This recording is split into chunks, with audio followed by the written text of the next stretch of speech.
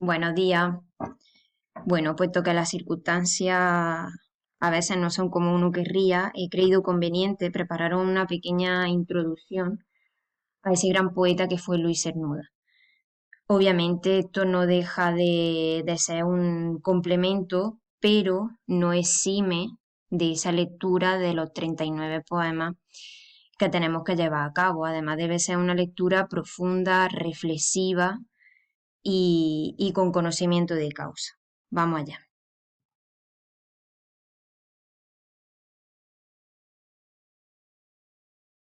Bueno, antes de comenzar con este gran poeta sevillano, tenemos que tener algo muy en cuenta y es que cuando nos enfrentamos a un poema tenemos una complicación añadida.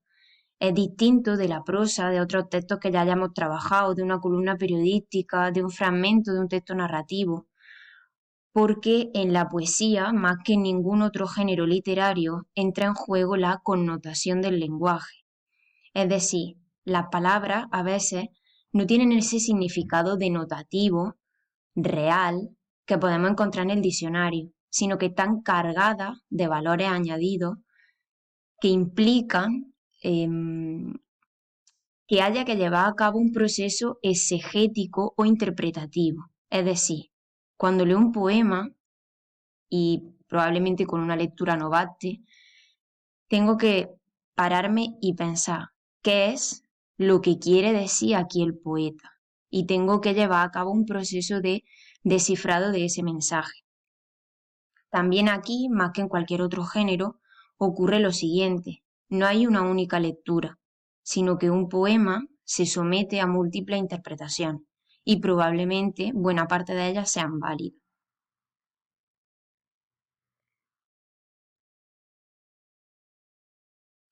Luis Cernuda nace en Sevilla en 1902 y morirá en Ciudad de México en 1963.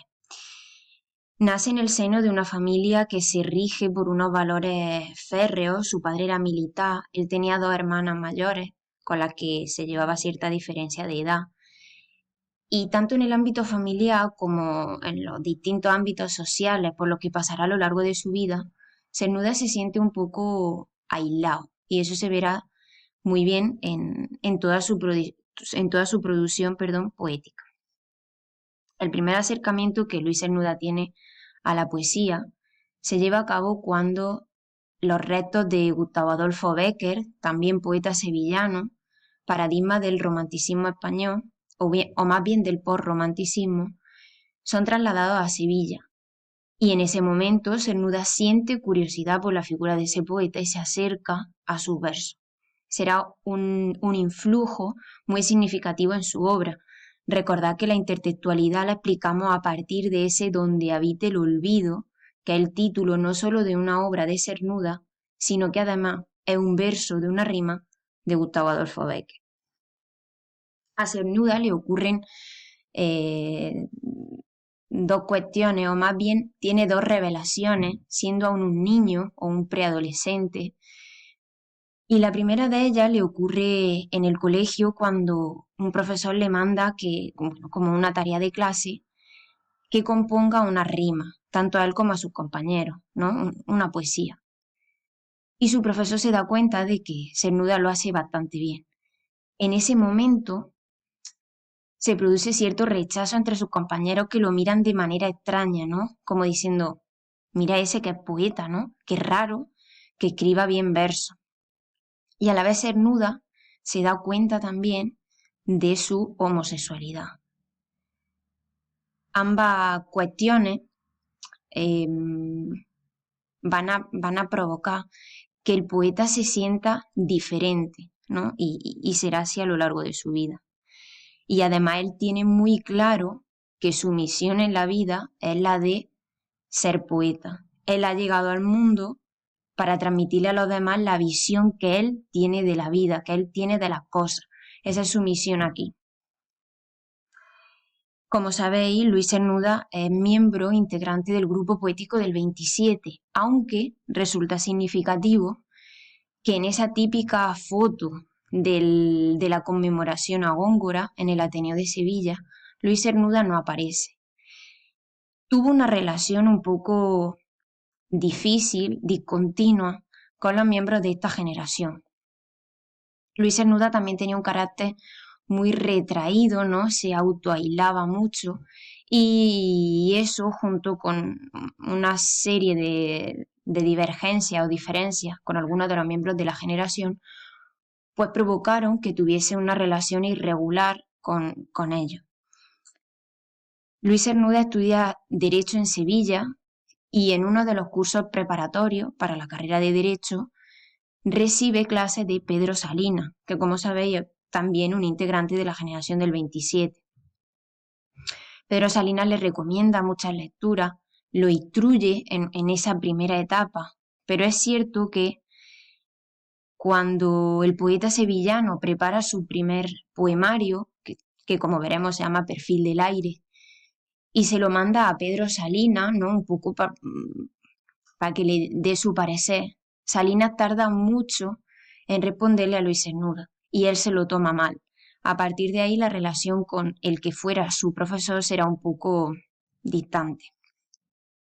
Bueno, y por último tenemos que hablar de un dato que condiciona irremediablemente la vida también de Luis Cernuda, y es el exilio. El poeta se va a dar una conferencia a Inglaterra pensando que va simplemente a eso, pero nunca más volverá a España. Se da cuenta de que por su ideología liberal, republicana, y viendo lo que le ha pasado a algunos de sus compatriotas, como Federico García Lorca, pues se da cuenta de que quizá lo mejor es no volver. En una primera etapa, cuando se marcha de España, y además como veis en el mapa, vive en varios lugares del mundo, ¿no? Primero sale a un lectorado a Francia, también pasa por Escocia, Massachusetts, Ciudad de México, que será donde muera. En una primera etapa, cuando se marcha de España, en su poesía se intuye, ¿no? Se palpa el anhelo, la melancolía, porque echa de menos su patria. Pero bien es cierto que conforme avanza el tiempo y conoce lo que pasa en su país y bueno, y se da cuenta de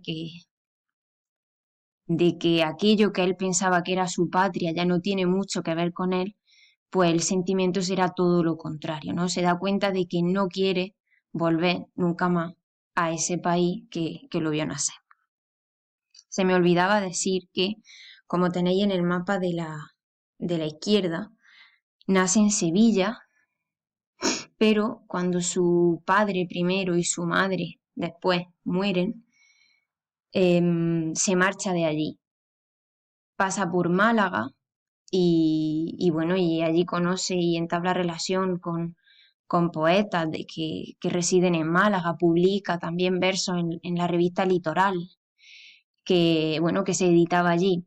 Luego pasa por Madrid y bueno, y finalmente sale de España.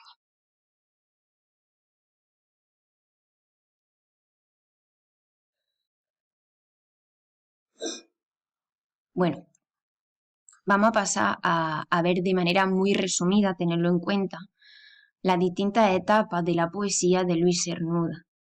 Normalmente, el yo poético, es decir, la voz que habla en un poema, no tiene nada que ver o tiene poco que ver con el poeta real.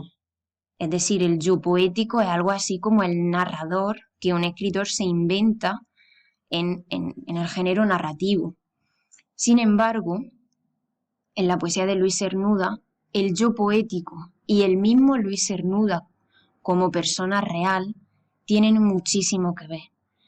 Por lo tanto, y puesto que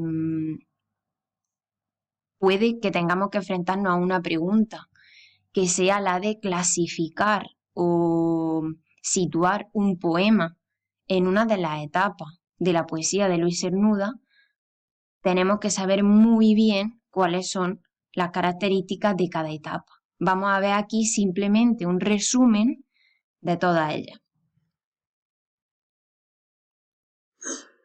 Bueno, la primera etapa se trata de la del Luis Cernuda joven, adolescente, que da sus primeros pasos en la poesía. Podríamos llamarla la etapa de aprendizaje o la etapa del clasicismo.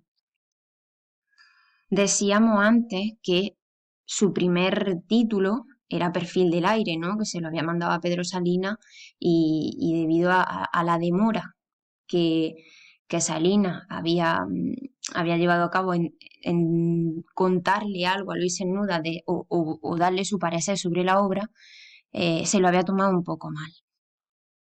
Perfil del aire se publica en la revista de Occidente, que como sabéis fue creada por Ortega y Gasset y fue uno de los cauces, de los vehículos de publicación del grupo del 27. Y esta obra no recibió muy buenas críticas. Algunos dijeron de ella que era una copia de los versos de Jorge Guillén. Recordad que Guillén era digamos, el paradigma de la poesía pura dentro del grupo poético del 27. Otros tildan la obra de demasiado clásica, ¿no? No hay novedad en esos versos. Y Cernuda, la verdad es que se lleva un chasco muy profundo, ¿no? Porque como os decía antes, él sabe que tiene la misión, él sabe que ha llegado a la vida para ser poeta. Y aun cuando sea adulto, muy adulto, ya en los últimos años de su vida, en algunos de sus versos recogerá todavía cierto resquemor o cierto rencor hacia aquellos que criticaron su obra. Bueno, tanto en Perfil del aire como en Égloga, Elegía, Oda, fijaos que remite este segundo título a composiciones líricas tradicionales, predomina una métrica tradicional, influida por los clásicos. Asimismo, también se palpa en su poesía el influjo de Juan Ramón Jiménez, de Pedro Salinas y de Jorge Guillén. El tono de estos poemas es melancólico y el poeta se presenta mucho aislado, encerrado en su habitación, ¿no? Entre esas cuatro paredes, entre esos muros, desde los cuales contempla el mundo. Pero como digo, el tono es melancólico y es la etapa más clasicista, más puramente clásica en el ámbito formal y temático de Luis Cernuda.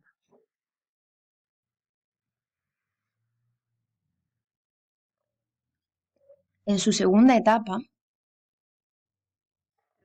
al surrealismo, Luis Cernuda sigue la estela de un autor que será muy influyente en su poesía, que es André Gide, un poeta francés, también homosexual, que habla de su tendencia amorosa sin ningún tapujo. Esta figura poética va a deslumbrar a Luis Cernuda y en esta segunda etapa se aprecia un cambio con respecto a los versos anteriores y se muestra un poeta rebelde, un poeta que habla de su amor homosexual sin tapujo, que habla del deseo, que habla de la libertad y usa para ello muchas imágenes visionarias. Una imagen visionaria es algo similar a una metáfora, pero en la metáfora, si bien siempre hay una relación de semejanza entre los términos que se comparan, no sé, por ejemplo, tus dientes son perlas, siempre hay una relación de semejanza, ¿no? Entre el diente y la perla, el color, el tamaño, la forma. No obstante, en la imagen visionaria no es tan palpable esa identificación, sino que es algo más bien mucho más personal, mucho más individual y propio en esa visión particular del poeta. Muy significativo de esta etapa es el título Los placeres prohibidos, que ya solo con ese título, ¿no? Con esas 3 palabras, dan buena muestra de ese carácter rebelde, liberal y bueno, de ese Cernuda que habla de su tendencia amorosa sin tapujo.